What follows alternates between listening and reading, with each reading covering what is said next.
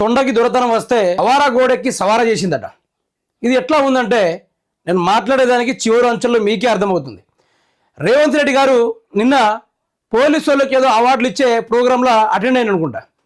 మరి అక్కడ పోలీసుల గురించి మాట్లాడాల్సింది పోయి ముఖ్యమంత్రి రేవంత్ రెడ్డి గారు తెలంగాణ రాష్ట్ర యొక్క ఆర్థిక పరిస్థితుల్ని మాట్లాడుతూ తెలంగాణ రాష్ట్ర ప్రజలు గొర్రెలు, తెలంగాణ రాష్ట్ర ప్రజలు నేను చెప్పినట్టే వింటారు అనుకుంటా. ముఖ్యమంత్రి రేవంత్ రెడ్డి గారు నిన్న ఒక్కొక్క మాట చాలా పద్ధతిగా, ఒక్కొక్క మాట చాలా మంచిగా మాట్లాడుతూ ఆ యొక్క మీటింగ్ని సక్సెస్ఫుల్ చేయడం జరిగింది. అసలు సమయం సందర్భం దాని గురించి రేవంత్ రెడ్డి మాట్లాడలే. పోలీసు వాళ్ళకి అవార్డులు ఇస్తూ ఉన్నాడు. ఎటువంటి అవార్డులు? అధికారం వచ్చి దగ్గర 2 సంవత్సరాలు అవుతా ఉంది. మీరు ఈ ఇందిరమ్మ రాజ్యంలో ప్రజాపాలనలో ఎవరైతే ధర్నాలు చేశారో, ఎవరైతే ప్రశ్నించే గొంతుకలు ఏవైతే ఉన్నాయో, ఏదైతే మనకు మించి గొడవలు చేద్దామని ప్రయత్నాలు చేశాయో ఆ ప్రతి ఒక్కరిని మీరు ఈడ్చుకెళ్ళి స్టేషన్ల పాలు చేయడం, కొందరినైతే జైలు పాలు చేయడం, ఇవన్నీ చేయడం నాకు సంతోషంగా ఉంది. అందుకనే మీకు అవార్డులు ఇస్తున్నాని అవన్నీ చెప్పుడు పోయి ముఖ్యమంత్రి రేవంత్ రెడ్డి గారు ఏమంటున్నారంటే, ఈ వీడియో చూసిన తర్వాత మనం మాట్లాడుకునే ప్రయత్నం చేద్దాం. ఏమంటాడో ఒక్కసారి ఈయన మాటల్లోనే వినే ప్రయత్నం చేయండి. రాష్ట్రం ఆర్థికంగా బాగా లేదు, అయ్యో అప్పు పుడతలేదు, అనా పైసా ఎవరు ఇస్తలేడు, ఎవరినైనా కలవడానికి పోతే బ్యాంకర్లు దొంగలను చూసినట్టు చూస్తున్నారు తెలంగాణ రాష్ట్ర ప్రతినిధులను. వాడు ఢిల్లీకి పోతే అపాయింట్మెంట్ కూడా ఇస్తలేడు, వీడు వస్తే చెప్పులు కూడా ఎత్తుకుపోతాడు అన్నట్టుగా ఆ పరిస్థితి ఉంది దేశం ముందల. అప్పు పుడితే నేను కూడా ఏదో ఒకటి చేసి తెచ్చిచ్చటం, అప్పు పుట్టట్లేదు, బజార్లను నమ్మడం లేదు, స్వీయ నియంత్రణ అనేది. నిజానికి బజారుని ఎవరు నమ్ముతాడు? బజారుని ఎవరు నమ్మడు. ఒక మాట చెప్పాలంటే ఏమంటున్నాడు, నేను ఢిల్లీకి పోతా ఉంటే దొంగలు లెక్క చూస్తూ ఉన్నారు, నాకు అప్పు ఇవ్వడం లేదు, అపాయింట్మెంట్ ఇట్లా ఇస్తే చెప్పులు కూడా మోసుకోబోయేటట్టున్నాడని రేవంత్ రెడ్డి గారు చెప్తా ఉన్నాడు. నిజానికి ఒక మాట, ఇప్పుడు ఎట్లా అంటే రేవంత్ రెడ్డి యొక్క అసలు కథ మీకు అవపడింది కదా. నేను మొదలుగా ఏదైతే సామెత చెప్పానో, ఏమని తొండకి దొరతనం వస్తే అవారా గోడెక్కి సవారా చేసింది అన్నట్టుగా ఎవరికి ఏ రాజ్యభోగం వచ్చిందో ఇక్కడ ప్రజలకు అర్థం కావాలి.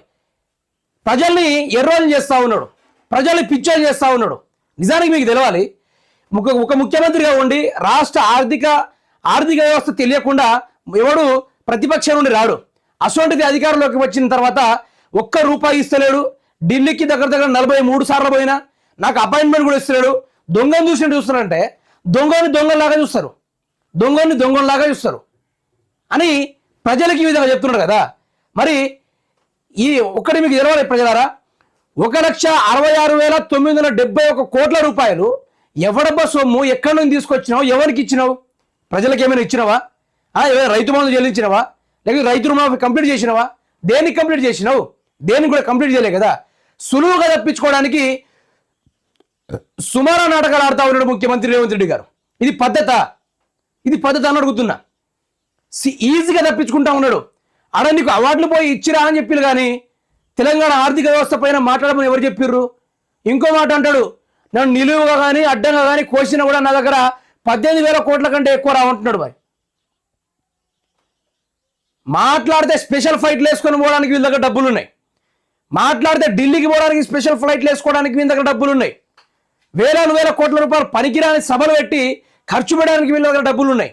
కానీ రాష్ట్ర ప్రజల గ్యారంటీల పైన మాత్రము వాళ్ళకు డబ్బులు పుట్టట్లేదు, అప్పు పుట్టట్లేదు, తెలంగాణ రాష్ట్రం సర్వం దివాలా తీసిపోయింది అనుకుంటా మాట్లాడుతూ ఉన్నది ఈ యొక్క కాంగ్రెస్ సమాజం. ఇప్పుడు ముఖ్యమంత్రి గారు ఏమంటాడంటే, అటు వంగగా ఇటు వంగగా మధ్య నన్ను నేనే వంచుకున్నట్టుగా ఇటు అతను వంగుతలేడు, ఇటు మంత్రులు కూడా వంచుతలేడు, రాష్ట్ర ప్రజల్ని వంచే ప్రయత్నం చేసిండు. మార్పు కావాలి ప్రజలు ఓటేస్తే బ్రహ్మాండమైన మార్పు తీసుకొచ్చాడు. ఎసుండిదంటే నా దగ్గర అప్పు లేదు, ₹1 లేదు, అప్పు పుట్టట్లేదు అని చెప్పిన మనిషి ఈరోజు హామీలన్నీ కోరికలన్నీ అమలు కావాలంటే ఒకటే ఒక దారి, ధరలు పెంచాలి. దేని మీద పెంచాలో చెప్పండి. ఎవరిని అడుగుతున్నా పెంచమని? ప్రజలను అడుగుతున్నా? పోలీస్ శాఖ డిపార్ట్మెంట్ అడుగుతున్నావా? రాష్ట్రం అధికారంలోకి వచ్చినప్పటి నుంచి పోలీసులే రాష్ట్రాన్ని పరిపాలిస్తూ ఉన్నారు, దౌర్జన్యాలు చేస్తూ ఉన్నారు. వాళ్ళ ముందు పోయి ఏది పెంచుతామో చెప్పానంట. ఎట్లా ఉందంటే ధరలు పెంచితేనే పథకాలు అమలు చేయడానికి కుదురుతుందని రేవంత్ రెడ్డి గారు మాట్లాడే తీరు. అంటే ఇప్పుడు ప్రజల్ని గొర్రెలను చేయలే, మార్పు అనే పేరుతో ప్రజల్ని ఎడ్డోలను చేయలే, మార్పు అనే పేరుతో ఇప్పుడు ధరలు పెంచుడు ప్రజల రెక్కలు వంచి, ప్రజల యొక్క చెమట ఓడ్చి, ప్రజల యొక్క రక్తాన్ని పీల్చి జుర్రెదమని చూస్తా ఉన్నాడు ఈ యొక్క నేటి తాజా ముఖ్యమంత్రి. గా మాటలో విందాం ఏదమ్మాలో ఒకసారి ప్రజలకు కూడా చెప్పండి, ఏదమ్మాలో చూద్దాం ఒకసారి. ఏది పెంచుదామో చెప్పు, ఎక్కడ ధరలు పెంచుదామో చెప్పు.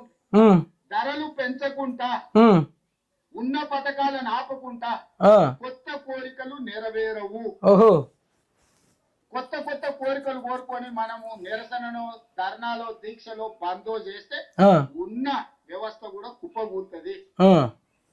ఉన్నది కుప్పగూల్చుకుంటే ఇంకా మళ్ళీ తిరిగి తేరుకోవడానికి కూడా ఇంకేం లేదు.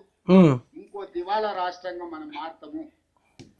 దివాలా రాష్ట్రం అని ఈయన అంటా ఉన్నాడు. నిజానికి చెప్పాలంటే దివాలా రాష్ట్రం అని ఏ ఒక్కరన్నా లేదు. 29 రాష్ట్రాలలో తెలంగాణ రాష్ట్రం ఒక అద్భుతం. తెలంగాణ రాష్ట్రాన్ని 10 ఏళ్లుగా తీర్చిదిద్దిన తెలంగాణ అక్కడి నుంచి సంపద ఏ విధంగా వస్తూ ఉంది, రాష్ట్ర ఖజానా ఏ విధంగా నిండుతుంది అనేది తెలంగాణ రాష్ట్ర చదువుకున్న బిడ్డకు అర్థమయ్యేలా ఒక్కొక్క తీరుగా అర్థమవుతూ ఉంటే ముఖ్యమంత్రి రేవంత్ రెడ్డి గారు అధికారంలోకి వచ్చినప్పటి నుంచి రాష్ట్రం దివాలా తీసింది, అప్పు వచ్చింది, లత్కోర్ వచ్చింది అనుకుంటా మాట్లాడుతూ ఉన్నాడు. ఈరోజు ఏం పోతుంది రేవంత్ రెడ్డిది? రేపు నూనెల రేట్లో, అల్లం రేట్లో, బెల్లం రేట్లో, మనకి ఇంట్లో వాడే వస్తువులన్నీ ఈరోజు పెరిగిపోతున్నాయి. నేను అంగీలాగు తొడుక్కొని లేను, మొత్తం బరిబాతుగా ఉన్నా, నన్ను ఏం చేసుకుంటారా, మీరు కోసుకుంటారా, నన్ను కోసుకొని తిన్నా కూడా 18,000 కోట్ల కన్నా ఎక్కువ రావు అని అంటా ఉన్నాడు. ఏమంటాడు ఒక సభల్లో 18,000 కోట్ల రూపాయలు తెలంగాణ రాష్ట్రం యొక్క ఆదాయం అంటాడు. ఇంకో ముచ్చటేమంటాడు, నేను ప్రతి నెల 10,000 కోట్ల పైనే మిత్తిడి కట్టుకుంటా ఉన్నా అనుకుంటా ముఖ్యమంత్రి రేవంత్ రెడ్డి మాట్లాడే తీరు తెలంగాణ సమాజాన్ని వినేటోనికి శంఖం ఊతాను చెవుల్లా. రాష్ట్ర ప్రజల్ని మోసం చేసుడు కాదా? 6 గ్యారెంట్లు ఏదని అడిగితే, రైతు బంధు ఏదని అడిగితే, రుణమాఫీ పూర్తి స్థాయిలో ఏదని అడిగితే, ఈరోజు కళ్ళంలో ఒడ్లు ధరుస్తూ ఉన్నాయి. ఎవరి దాని గురించి పట్టించుకుంటున్నాడు? ఏ మీడియా దాన్ని ఫోకస్ చేస్తూ ఉంది? ఏ మీడియా దగ్గరికి వెళ్ళి వాళ్ళ రైతుల బాగోగులు తెలుసుకుంటుంది? ఏం జరుగుతూ ఉంది రాష్ట్రంలో? ఈయన ఏమంటాడో ఒక్కసారి వినండి. 18,500 కోట్ల రూపాయల కంటే ఎక్కువ ఆదాయం లేదు. ఏం చేస్తారు ఆయన? చెప్పు ఉద్యోగ సంఘాల నాయకులను అడుగుతున్నా, ఏం చేస్తారు? నన్ను కోసుకుంటారు, తింటారా, వండుకొని తింటారా, ఏం చేస్తారు? లేదు, ఉన్నదే 18,500 కోట్లు. ఎట్లా వంచుదామో చెప్పండి. ఏ లాభమంటారో చెప్పండి. వృద్ధాప్య పెన్షన్ లాభమంటారా? ఎంత తెలివిగా మాట్లాడుతున్నాడంటే జారిపోతా ఉన్నాడు మనిషి. డబ్బులు లేవు, ఏదంటే కేసీఆర్ అప్పు చేసిపోయింది కదా, ఎక్కడి నుంచి తెచ్చియాలి?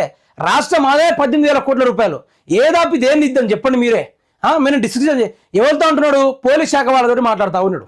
అంటే తెలంగాణ సమాజానికి కూడా వినపడేటట్టు మాట్లాడుతూ ఉన్నాడు. ప్రజల్ని మభ్యపెట్టే తీరుగా ఆయన మాట్లాడుతూ ఉన్నాడు. ప్రజలకు అర్థం కాకుండా స్లోగా గడపర దింపేస్తూ ఉన్నాడు. మరి ఒకరిని చేద్దామంటే ప్రజలు ఆశమాసి కూర్చున్నారా? 18 ఏళ్ళు నిండిన తర్వాత ఓటు హక్కును వినియోగించుకుంటే ఈరోజు నేను ఏం చేయలేను, నా చేతిలో ఏం లేదు, నా దగ్గర ₹1 లేదు, రాష్ట్రంలో ₹1 లేదు కూడా చేతులు ఎత్తేస్తా ఉంటే రాష్ట్ర ప్రజలు ఉప్పు కారం తింటలేరా? చూస్తా ఊరుకుంటారు అనుకుంటున్నావా రేవంత్ రెడ్డి? బట్టలుడి తీసి కొడతారు కదా.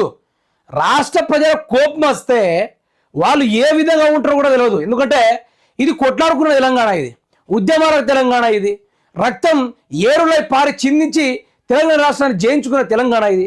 నేను సోది కుమారులు చెప్తే, నీ ఆంధ్ర బోకరు ముచ్చడు చెప్తే ఇక్కడ వినడానికి ఏ ప్రజలు లేరు కదా. ఇక ఇంకో ముచ్చట కూడా అంటా ఉంటాడు ముఖ్యమంత్రి రేవంత్ రెడ్డి గారు.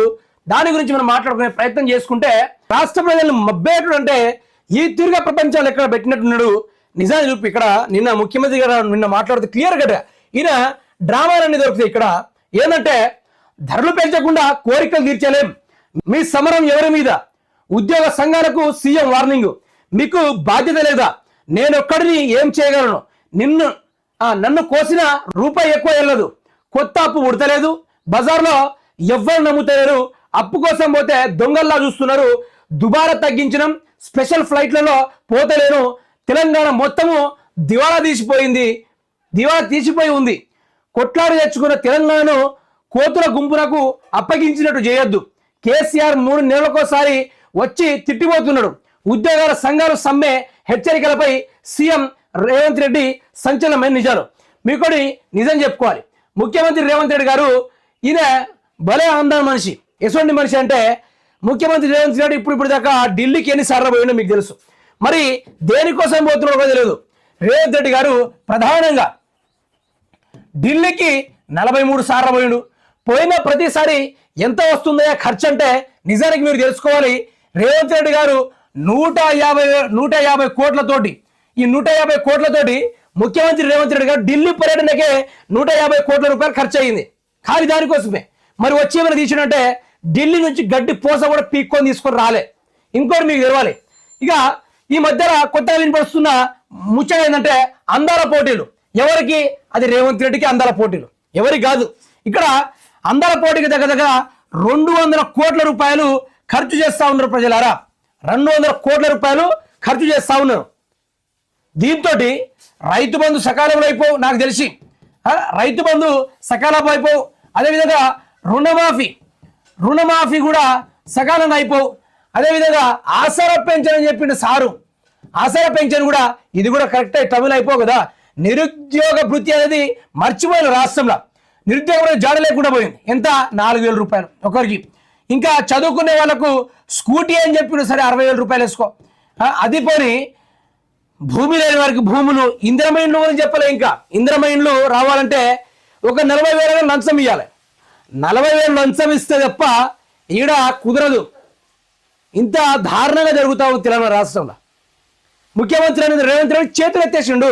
నా వల్ల కాదు, నన్ను దొంగను చూసినట్టు చూస్తుర్రు, నేను అసలే ఏరుకొని తినే రకం అంటే నన్ను గీక్కొని తినే రకాన్ని ఏకండి అనుకుంటా ముఖ్యమంత్రి గారు మాట్లాడుతున్న మాటలు. తెలంగాణ సమాజం మేల్కొనే సమయం వచ్చింది. తెలంగాణ సమాజం ఎదుర్కొనే ఒక దరిద్రుడు ఈరోజు మనకు అవపడతా ఉన్నాడు. తెలంగాణ అంతా ఒక ఏకమై పిడికి రవ్వాలి. ఈరోజు ముఖ్యమంత్రి రేవంత్ రెడ్డిని ఆ కుర్చీలోకి దిగి ఏవని ముద్దాయిగా చేసే బాధ్యత తెలంగాణ రాష్ట్ర ప్రజలకే ఉంది. నిజానికి చెప్తున్నా, దొంగ ఉండాలి, జైల్లోనే ఉండాలి.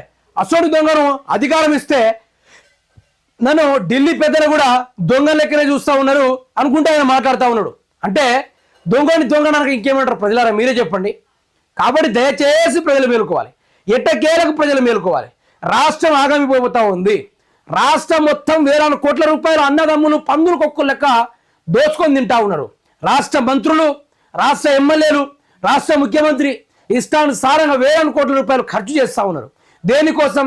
వాళ్ళు స్వతహాగా మళ్ళీ అధికారంలోకి రామో, ఎక్కడ భూములున్నా, ఎక్కడ కూడా పైసలు దొరికినా ఆడకాడికి కుమ్మేసి పూర్తి స్థాయిలో వేలాది కోట్ల రూపాయలు సంపాదించుకునే ప్రయత్నాలు ముఖ్యమంత్రి రేవంత్ రెడ్డి గారు చేస్తూ ఉన్నాడు. మనకు కావాల్సిన గ్యారెంటీలు అమలు కావడం లేదు మిత్రులారా.